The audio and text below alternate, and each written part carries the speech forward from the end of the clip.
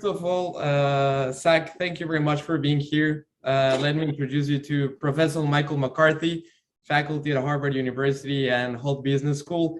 Jack Kelly from Forbes magazine. Thank you very much for being here. We really appreciate it. No problem. My pleasure.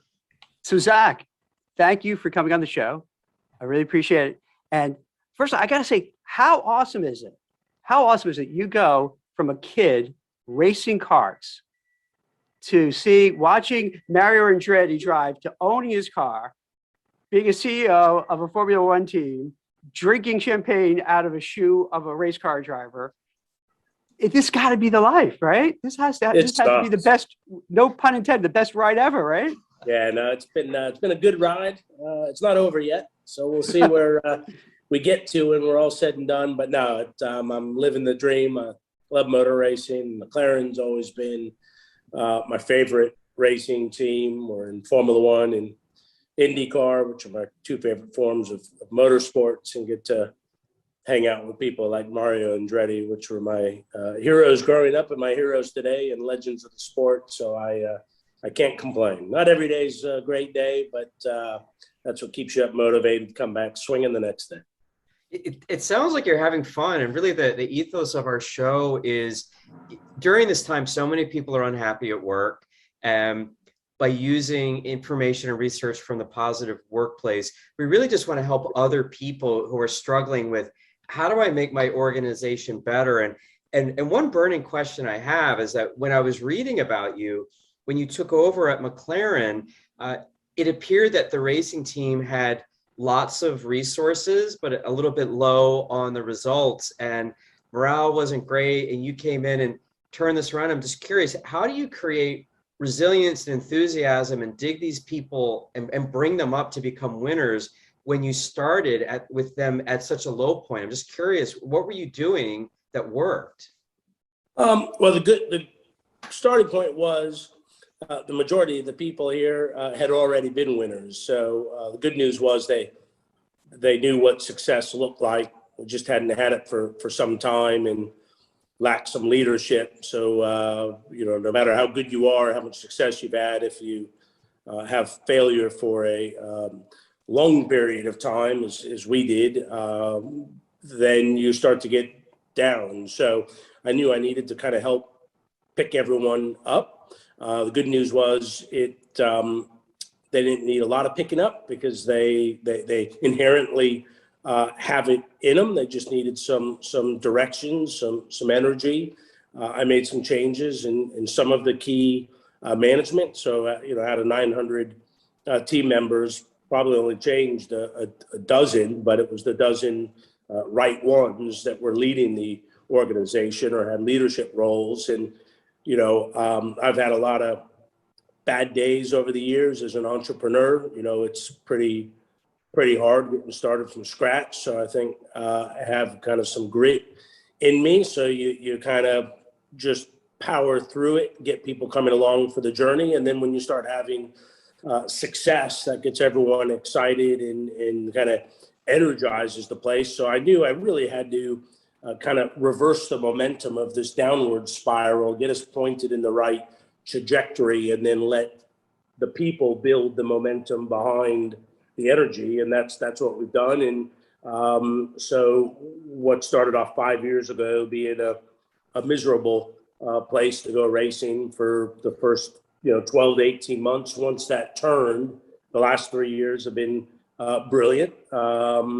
We're still far from where we want to be, so they've been brilliant in the sense of the atmosphere, the energy, the morale. And now we're tasting some success along the way, a win, some podiums, and so everyone's just got a ton of energy now.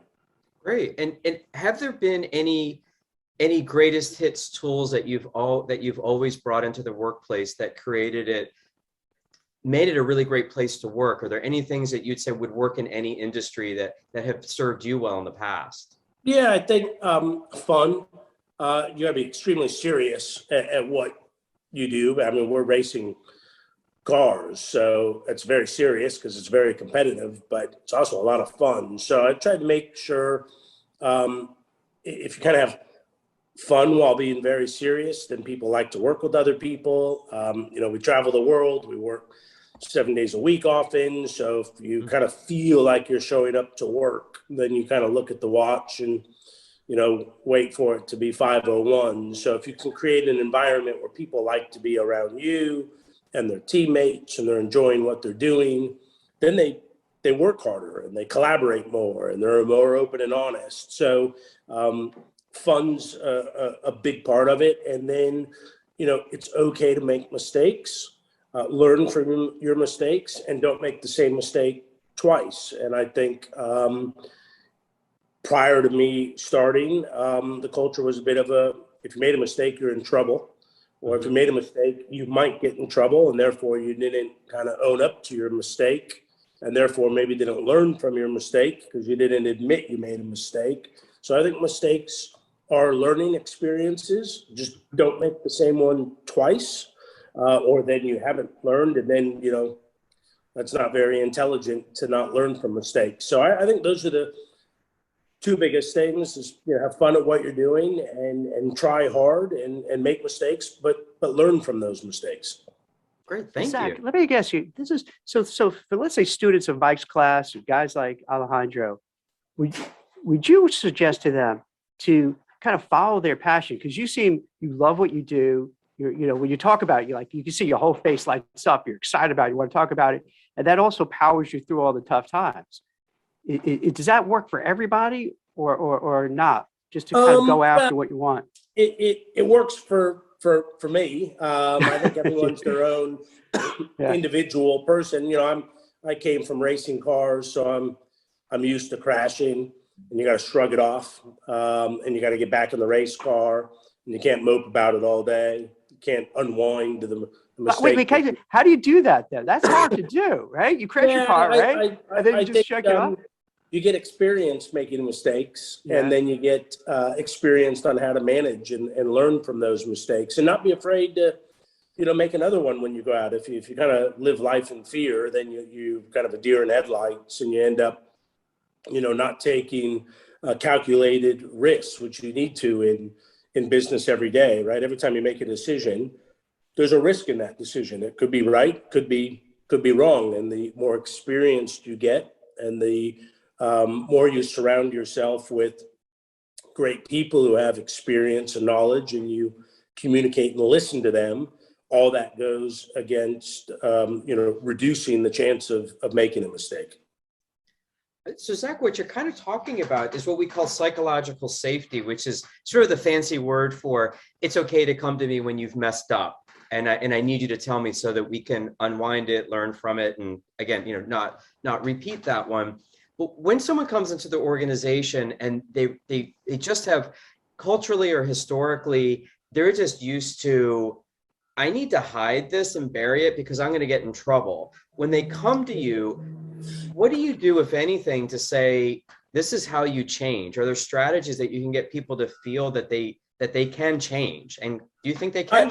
I think, they need to test you. You can say a lot of things. My door's open, but if someone never comes in, they don't really know, are you being serious? My door's always open. My email is always on. So you need to be genuine in what you tell your team, how you operate. You can't say my door's open and then not have the door open.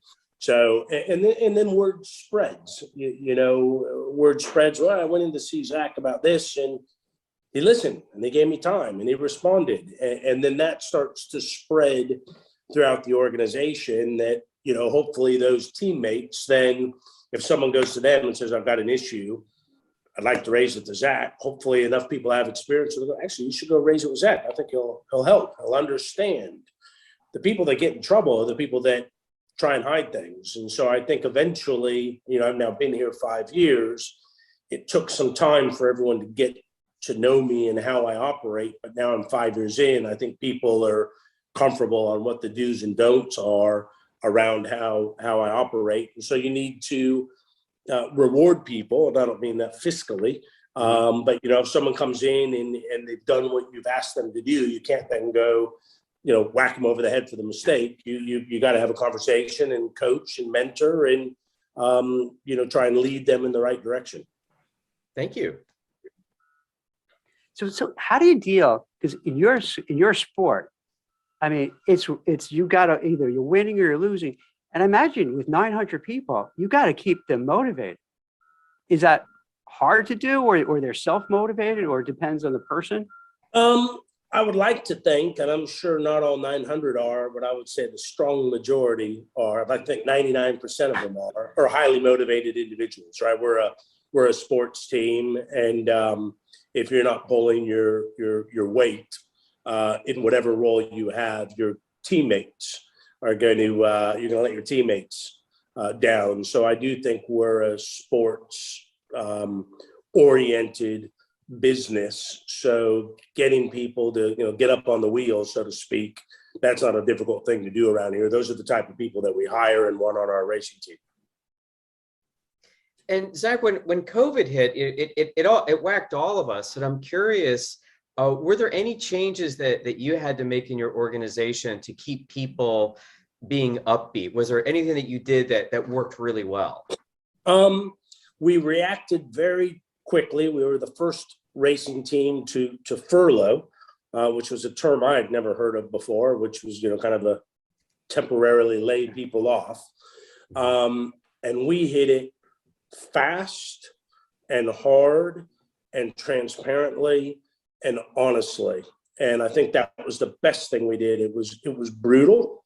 I had never been, nor my leadership team, who I did it with, faced with, you're going to park 600 people and drastically reduce their pay. We had some people that stuck around, but I mean, we effectively parked the majority of the workforce. And that was not anything that any of us were experienced with, and was quite scary. I've got a leadership team of 6 people, and for us to be, what are we going to do with our 900 plus teammates, which it's not good news for any of them. That was quite daunting, but we responded really well as a leadership team. We all pulled together, and we were just open and transparent and did what, at the end of the day, was best for the racing team and therefore best for the people. And I was, I won't say pleasantly surprised, but I guess I could say pleasantly surprised how supportive all the racing team was. And we were the first to do it. So you could have easily had, this racing team hasn't. Now they all followed suit, but we did it quickly because we felt the quicker you could get a Band-Aid on this, the quicker it would heal. So we were kind of first in, first out, and ran towards the issue as opposed to running from the issue. Thank you. Yeah, that had to be hard to do because you Probably guys the difficult thing I've ever because you had work to so do. close with them, right? And then you have to say sorry. And it's easy in hindsight now to say, here's what happened. But back then, you had no clue. Would this be a week? Would this be a month, 6 months, 10 years? Like, what's up? None of us, it was a new territory for all of us. And what was great is the racing team respected that this must not be easy. And, this wasn't something that we had caused. I think if this was something that, we had caused or was unique to McLaren, but I think everyone was watching the same news that we were watching. And we weren't, while we were the first Formula One team to react, there were companies before us that reacted, governments. So I think everyone understood we were doing what was in the best interest of all of us in a very difficult situation. And Zach, I'm going to give you a philosophical question. So we're going to go like a little random for a second. Some of the data that we've been seeing is about 1 out of 3 people are quitting their jobs, but they don't have anything else lined up. And now 90 days later, they're not in a good spot and they're not feeling great about it, a little bit of remorse. And then the employer that they left, most certainly they're not replacing that person within 90 days and having them up to speed. And if we have maternity leave and we already have these established long-term leaves, I'm curious what you philosophically think about burnout leave, where a good person says, I just need a month or 2 to clear my head and come back. And I'm curious, it's super inconvenient for a company, but I'm curious, knowing that we're not going to be happy with plan B. What do you feel about just the concept of a burnout leave from your position? Yeah, that's a good question. I've never heard that I made it before. up. Yeah, I think my first instinct would be take your vacation time, right? That's what vacations are for, to recharge your batteries. So I think that would be my initial reaction. I think, you know, at the end of the day, we're all dependent upon each other. So if you had a lot of burnout leave at once, you could really compromise, you know, whatever business you're in. So I think my initial reaction would be take your vacation time, because you're entitled to that, and that's what vacation time is for. So I would take imagine too. vacation for 2 weeks, come back, and let's see if that helps it. Yeah, And I'm yeah. So certainly sympathetic. I think there's a difference between take a couple of weeks off and take a few months off. Mm-hmm.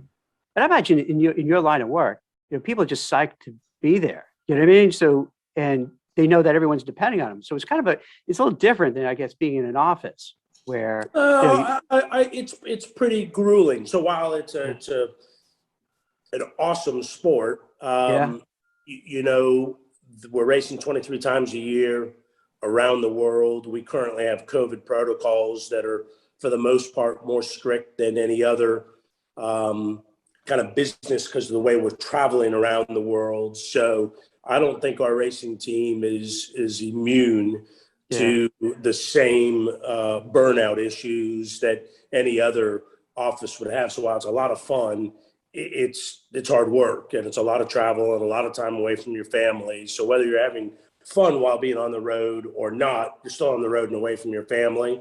And we all know how tough that can be on young families and partners are having to raise, you know, kids by themselves because you're on the road. So I think it is a fun business, but it's not immune to the same issues that we all have.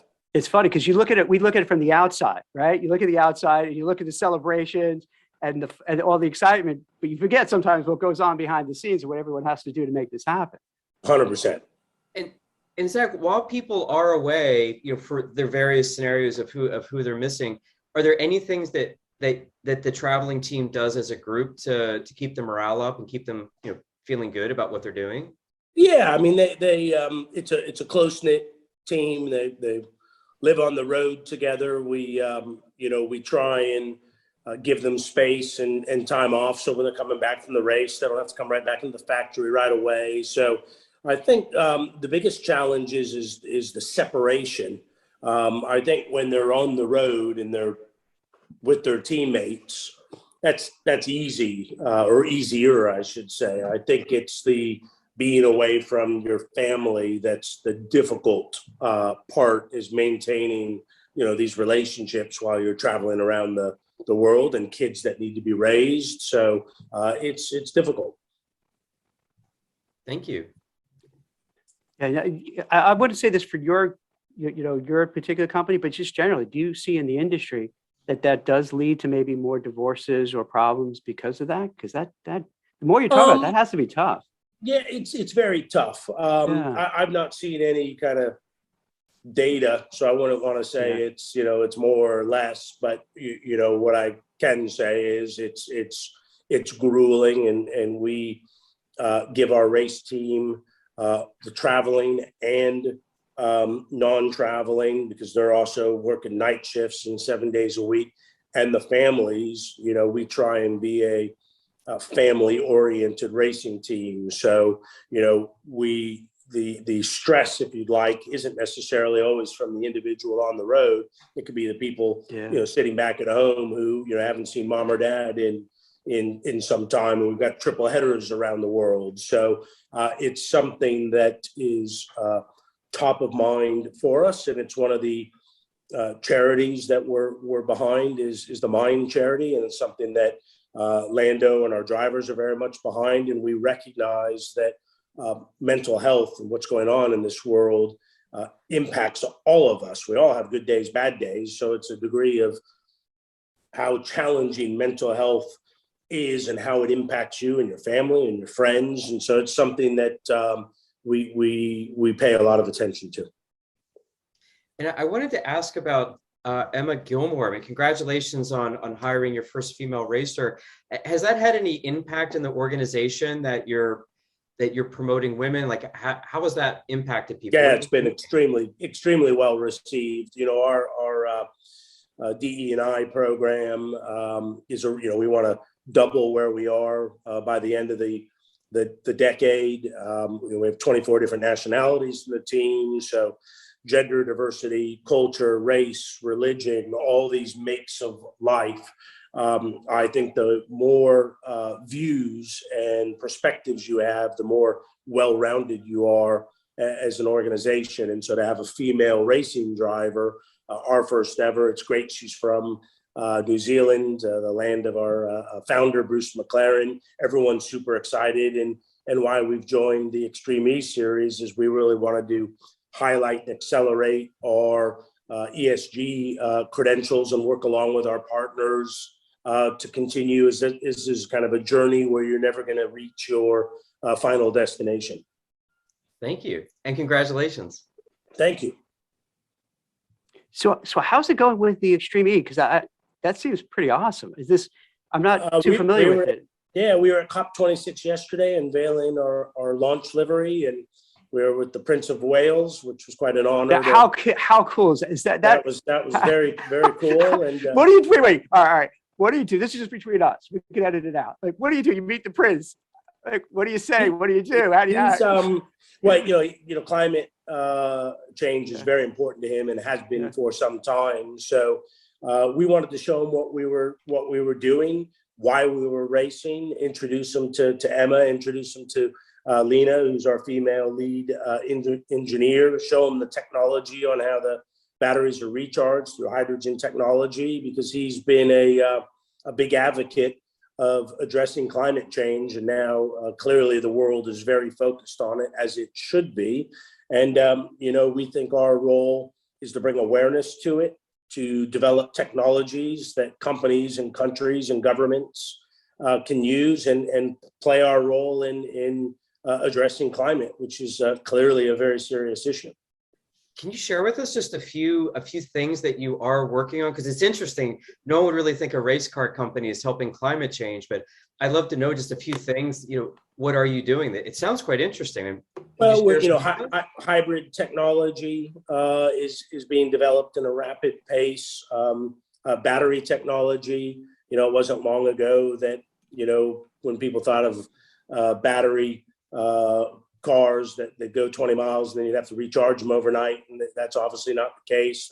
The range extension, the hydrogen, how to use hydrogen, potentially alternative fuels, synthetic and biofuels, and then we're getting into materials. Continental Tires is coming out with a tire next year, an Extreme-E that's fully sustainable. So and then things like the ventilator, when the UK government got into a bind with that they didn't have enough ventilators, we, along with a few of other Formula One teams and industries, came together and built and manufactured 10 years worth of ventilators in 10 weeks. Wow. And so we think there's an obligation to not only entertain and be sport and entertainment and cheer people up, give people something to cheer for, but how can we use our technologies to make the world a better place? So that's cool. So like the technologies you're developing there will have other, applications. Correct. Huh. Correct. Wow. Correct. It's so wild. Hey, can I go back to one thing with the, because this is, just hearing you talk about it. For young people starting out, they say pursue your passion, but then sometimes your passion doesn't lead to any money and then you'll be miserable. But it does seem, if you like what you do, you can go through brick walls to make it happen. Because you strike me as the guy, because you like what you do. You have a bad day, but you're going to just keep going because you love it, you live for it, you breathe it. Do you think that is something for, let's say, Mike's kids in his class? That's something they should try for, instead of looking for a status job or what's going to pay you the best when you graduate. Find out what you're good at, what you like, and then just go all in on it. That's how I've done it. There's a one size fits all, so I wouldn't want to say it's my way or the highway. What I would say is I'm in a very fortunate position now, and I've earned it. So the American way of you can start with very little and, It's amazing. do good by hard work. I've living that. It's amazing. I mean, I wouldn't want to say I, came from nothing. That wouldn't be a fair representation, but I've earned what I have. And I believe, I was once bagging groceries at a grocery store. So that's where I started working. And started working in a Kodak film processing. That dates us. That dates us a little. Wait, those little booths? Yeah, Like in the shopping mall? So that's where I got started. So you can go from there to here. So if I can do it, there's no reason why everyone can't do that. But it does require a tremendous amount of hard work and motivation and some luck along the way. So if someone's not highly motivated, then they shouldn't feel they're entitled to drop into a CEO seat. There's a lot of blood, sweat, and tears to get there. Zach, I definitely promote the passion before the paycheck mantra, which is easier to say than it is to do. And the next thing I want to ask you about is about the upcoming people that you are seeing graduating, out of colleges. And a lot of things that I'm reading is a lot of people in industry are saying they don't have any skills. Like whatever they learned isn't really helping me in the workplace. And I'm curious, if someone wanted to work at McLaren or just in industry that you see, what skills do you think our students should be getting really good at now that you're not seeing? Paying attention to details. I can't tell you how many people spell my name wrong when they're writing to me to ask for a job. As soon as they've done that, I'm done reading. So pay attention to the details. Be well researched, because if you're not, you've just been kind of lazy. That's what that tells me. Be enthusiastic, be honest and open. It's okay not to have all the right answers or even have the answers. So be yourself, but do your homework. It's amazing how many people apply for a job and spell your name wrong. And it just, I don't care. You can spell my name however you want. What that tells me is you're not actually paying attention. Great advice. Thank you. I'm going to say thank you on behalf of my students, because when you said pay attention to details, yeah, he said it. Thank you. See, I love what you're saying, because I don't know how you guys feel about it, but it's this vibe in the country where everyone just feels capitalism sucks, there's no future, it's terrible, and there's doom and gloom. And that's why I was I was really looking forward to speaking to you, because I was watching a lot of your videos, and you're such an upbeat guy. And I think we need more than that, right? Because if you do, we still are in a place. If you work hard and you try, you have the chances to succeed. I mean, right? I mean, it's all there for the taking. I know quite a few people that have done it the hard way. But you just got to stay with it. There are no shortcuts. Sorry if may I jump. I'm a good friend of Pato Howard, Zach. So, when he talks about yourself as a boss, he's like, even though he's my boss, I cannot get enough of him. He's such a nice guy. He's like a friend, and it's impressive to see how to your employees, like you motivate them by being yourself, by being a fun guy. It's incredible. Yeah, Pato and I have fun. He's a lot of fun to go racing with, and you got to create a good work environment, and that's going to get most performance out of Pato's. If he feels that he's being supported and having fun, he's going to drive better. Yeah. So Zach, I love the ethos of create a fun environment, and then good things happen. We actually get more psychological safety, productivity goes up, lots of good things happen. For people that are listening to the show now who think, hey, that's great, and I'm just not really a fun person, but I'm willing, what would be like an easy first step? So boring people, for boring people, what do they do? Boring. I'm not sure how to tell someone to be fun if they're not. I mean, everyone's got a different sense of humor. Mm-hmm. Yeah, I'm not sure I've got much fun advice other than be yourself. Not everyone is fun. I've definitely met some great people to be around, and I've met some pretty miserable people to be around. Do you think it's important to have managers that are going to be matching the culture of the positive workplace, so that they could actually be the ones that could execute it if perhaps that's not your skill set? Yeah, I don't think everyone has to be fun, but I think, managers need to be great managers. Fun is how I do it, but I've met lots of great managers that I wouldn't necessarily use fun as a description of them, but that doesn't mean that they're not super nice people or very impactful. So I think everyone needs their own style. Thank you. So let me ask you this before, because I know you have a hard stop. What's next? More of the same. Is that it? More of the same. Keep our head down, stay focused. That's awesome. Excellent. That's awesome. Zach, we Well, really appreciate the time. I mean, we know My that you pleasure. hang out with royalty. The fact that you hang out with us, right? yeah, That's super appreciative. We feel honored. We're in the same my pleasure. ilk of the prince, right? My pleasure. that. My pleasure. Yeah, and a big thanks to Alejandro for the introduction. Alejandro, thank you. And Zach, keep winning. That's all we want you to do. Keep trying. All Well, right. thank you very much. Good to Thank you chat. very It was a much. pleasure Zach. meeting Good you. luck this weekend.